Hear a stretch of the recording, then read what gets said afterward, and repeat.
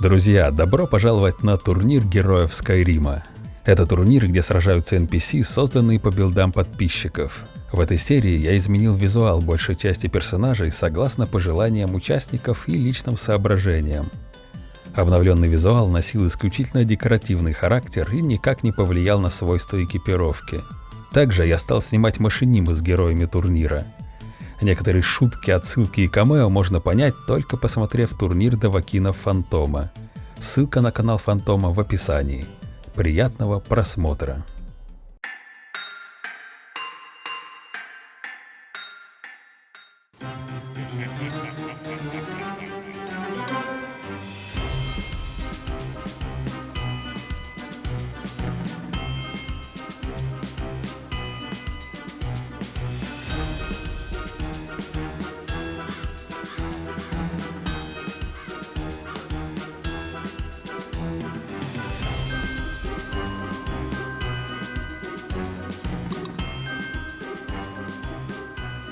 Когда уже начнутся бои? Холодно, как в дупе у ледяного привидения. Хорошо, что Жека нарубил дровишек и сделал костер. Кстати, как ты смог нарубить дров с талгримовым топором? Никогда не слышал, чтобы льдом рубили деревья. Сталгримовые топоры у меня для боя. Лес я валю вот этой малышкой. Вынес ее с турнира Фантома. Вынес с турнира? А на самом турнире ты ее как получил? Нашел. Нашел? Ты хочешь сказать, что доэдрическая секира валялась где-то как ненужный хлам, и ты нашел ее? Именно так. Это же обычное дело. Вы что, никогда не находили доэдрические секиры? Подумать только, какие вы невезучие. Слушай, ящер, вы же хладнокровные. Как ты вообще выживаешь в здешних местах? Оно технично съехало с темы. Что ж, я в своем познании настолько преисполнился, что здешний холод ничто в сравнении с бесконечным космическим хладом миллиардов и триллионов галактик, на которые устремлен мой внутренний взор. Меня больше удивляет это. Оно сидит на горящих углях, как на мягком иле. Хазат аль-Бабах, мой клан благословлен богом огня и взрывов. Мы войдем в жерло вулкана и выйдем сильнее. Примите нашу веру и станьте едины с пламенем.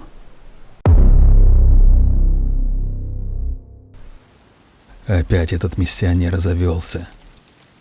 Хотя я бы сейчас не отказался отлежаться в жерле вулкана. В такие минуты даже чуть-чуть завидую привидениям. Посмотрите на него. Лежит в сугробе, как на перине. Иди к мертвецам! Заманчивое предложение, но как-нибудь в другой раз. Для меня недостатки все еще перевешивают преимущества. А у меня мороз по коже от этих призраков. Почему эта прозрачная дева все время пялится на меня и твердит это свое? Скоро ты познаешь смертельный холод. Это же известный призрачный паладин, охотница на вампиров. Ты само виновата, ботва, что напялила вампирскую броню. Теперь ты у нее на подозрении. Да не вампирская эта броня, сколько можно повторять. Я просто сдал одеяние мастера разрушения в сияющие одежды, и там его перекроили по последней моде. Хе-хе-хе. А вот теперь докажи это призраку, модник. Ох. Кстати, я слыхал, у сегодняшних боев будет 2 комментатора. Да, и мы ждем их всю ночь посреди этой ледяной пустыни. Кто вообще додумался проводить здесь бои? Тут даже не поставили забора. Организатор этого турнира явно какой-то дурачок. Не просто дурачок, идиот. Дешевка. Шайтан. Ничтожный смертный. Хоть в чем-то мы согласны. Постойте, я что-то слышу. Срань господня!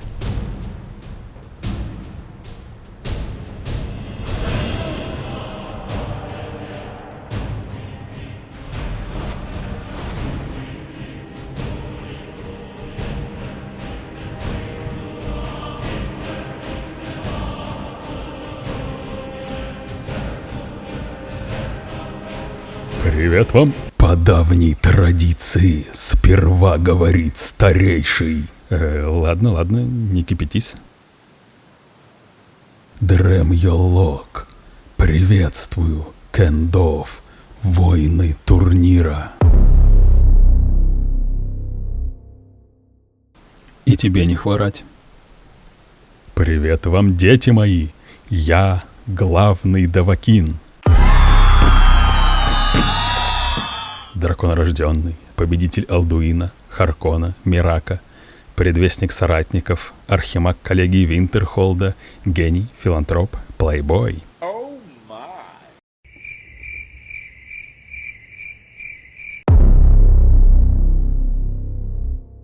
Довакин, путь голоса учит смирению. Да-да, ты прав, как всегда, старина. Что ж, можете звать меня просто отец. Я не обижусь. Какой еще главный Давакин? Я знаю это. Оно Давагин каноничный. Оно участвовало в 2 турнирах Фантома, и в обоих вылетело еще в отборочных. Точно, я его помню. Первый раз его отделал огненный маг, а второй ледяной. И оба раза он даже не успел добежать до противника. Эй, Давагин, у нас тут есть грозовой маг. Ты обязан с ней сразиться.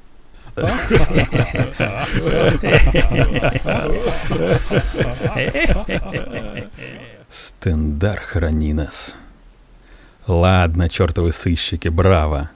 Вы меня раскрыли. Да, я тот самый Давагин каноничный. Но не спешите радоваться. Я здесь не для того, чтобы драться. В этот раз я буду комментатором. Так что живо сдриснули с арены. Все, кроме первой пары бойцов. Первыми дерутся Добежива Паллада и Динор. Итак, сегодня турнир начинается с поединков нижней сетки. Первыми сражаются 2 призрака. Какая ирония. Бруник Дез. Печально видеть это, Довакин. Поединок 2 Даник Брендон. Непрекаянных духов. Этот бой так же бессмысленен, как битва ветра и неба. Зато мы узнаем, кто из них сильнее. Оба призрака проиграли свой первый бой, и проигравший сейчас вылетает из турнира. Ставки очень высоки. Прогнозировать исход сложно. У Динора бичевская броня и нет крика. Но он берсерк с мощным уроном на ближней дистанции и отличной скоростью. Добежива — универсальный солдат. Она дает жару и вблизи, и на дистанции. А когда раскастуется, ее показатель брони самый высокий на турнире. Но из-за механики факела Добежива все делает очень медленно и часто не успевает творить нужные заклинания. Словом, этот бой интригует. Да начнется же он. Схватка началась. Соперники медленно идут на сближение. Ну нахер. Что это? Динор решил, что с него хватит? Вот так сразу? Нет, возвращается. Добежива бомбардирует Динора испепелениями, но у того максимальный резист к огню. Динор настигает бретонку мощным прямым и взрывается серией.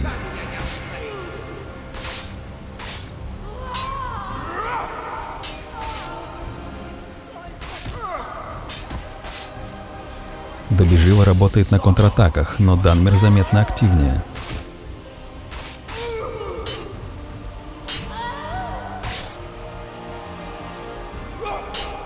Паллада ушла в глухую защиту и пятится. Похоже, она не ожидала такого напора от какого-то босяка без крика.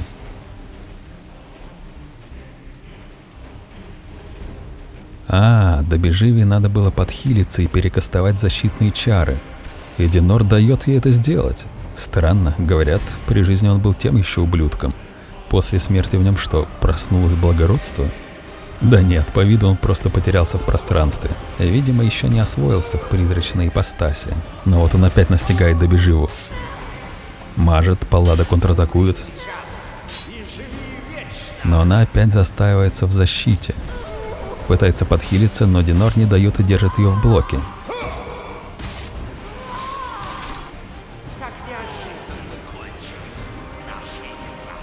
И брутальное добивание. Победить, не владея Туум. Мул Брендон.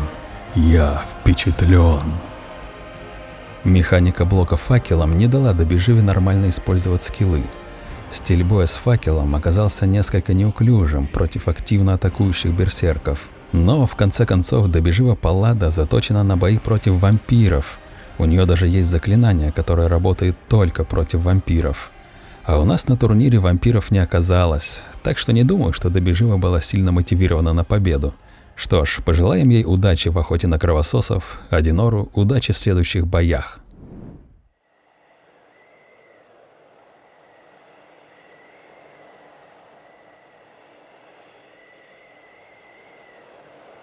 А на очереди следующий поединок нижней сетки. Сражаются Абдул-Аль-Бабах и Ботва, два мощных стихийных мага. Они оба проиграли первые бои, но Абдул смотрелся поинтереснее.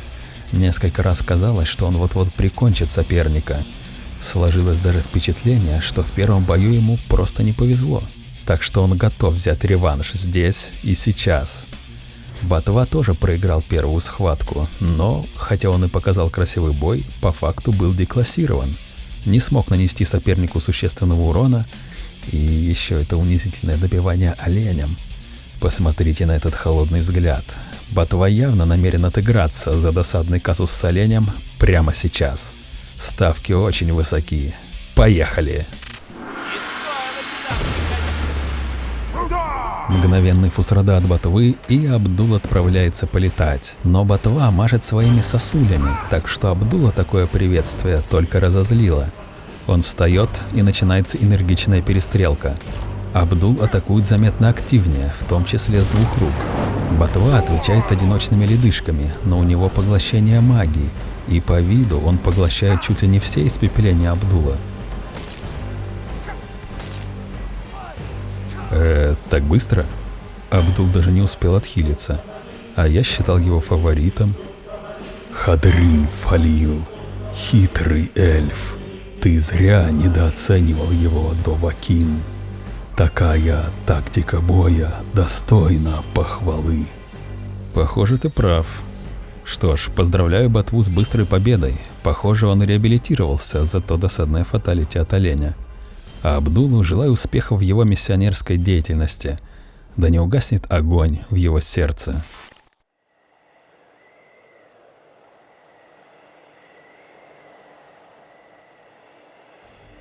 А мы переходим к боям верхней сетки. И первый бой – идущий к реке против Таладриэль. Идущий к реке расправился с Добеживой в первом раунде. Этот аргонянин в своем познании настолько преисполнился, что ухитрился абсолютно легально обойти запрет брать больше одного камня-хранителя. Его голову венчает этериевая корона. Она позволяет брать пассивки сразу двух камней судьбы. Также идущий к реке вооружен белым инеем. Правда, из-за бага белый иней выглядит как обычная кирка. Против него Таладриэль. Это снежная эльфийка. В первом выпуске она победила Динора. Глядя на бои Таладриэль, можно в полной мере постичь значение выражения «стеклянная пушка». Она проносит бешеный урон молниями, но в то же время долго кастует, плохо наводится, и у нее совершенно никакущая защита. Этот бой будет очень рисковым. Понеслась!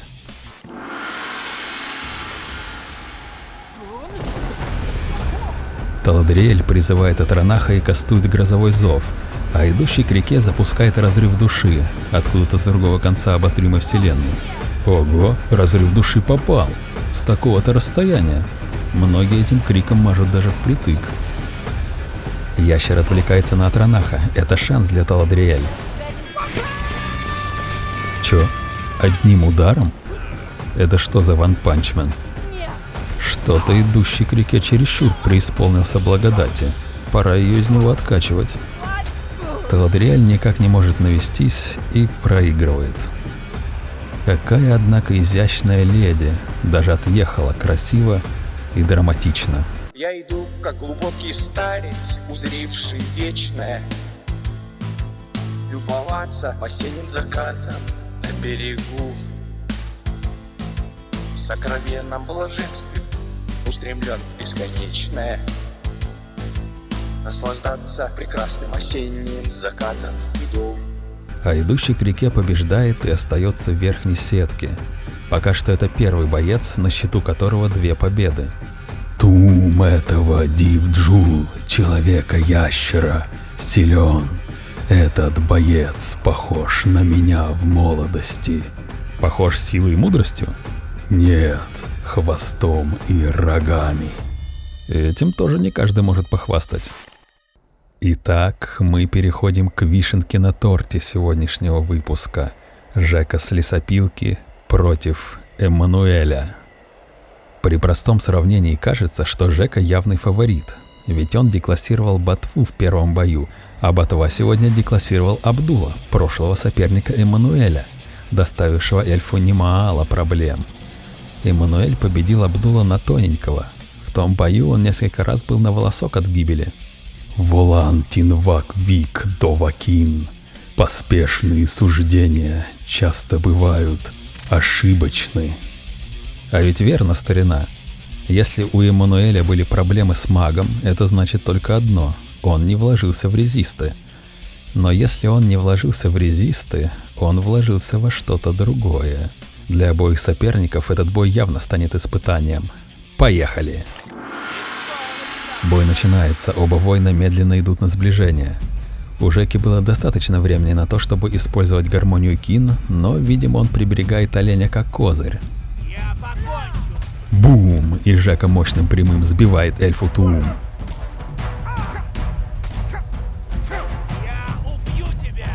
Бум! Бретонец потряс Эммануэля. Пока что Жека действует явно техничнее.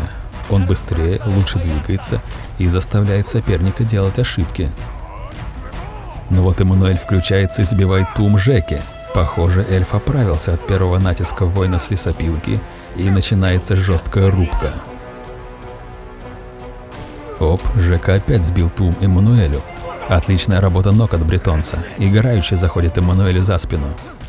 Эльф явно не ожидал, что в этом бою ему даже не дадут крикнуть. Жека лечится. Мара милосердная. Он явно действовал успешнее, но подхилился первым. Что за монстр этот Эммануэль? Он точно участник турнира, а не актовый босс. Но вот наконец-то появляется олень. Боевой потенциал Жеки существенно вырос, и теперь ему надо наверстывать разницу по ХП. Эммануэль наконец-то смог разоружить Жеку, но у запасливого бретонца второй топор в загашнике. Темп боя замедлился, похоже, бойцы подустали. Бум! В этот раз эльф был быстрее.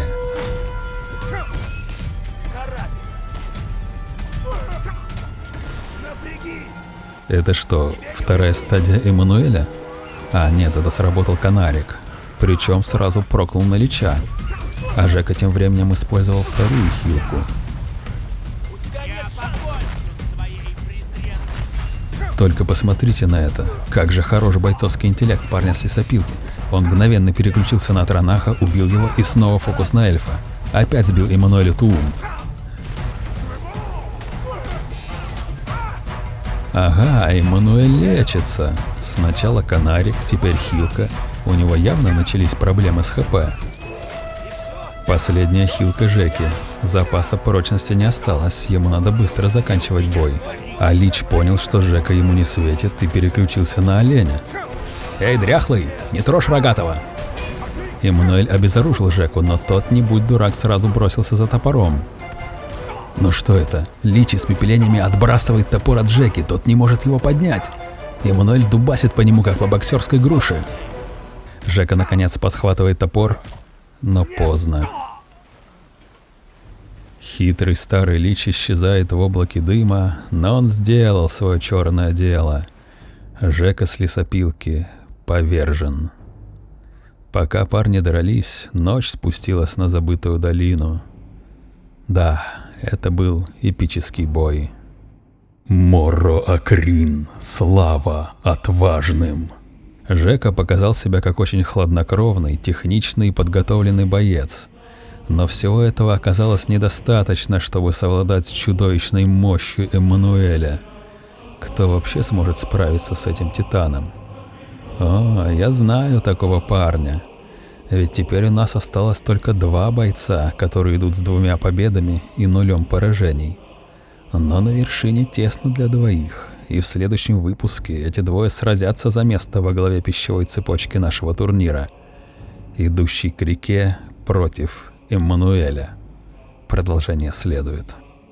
Вверху неба, внутри голос.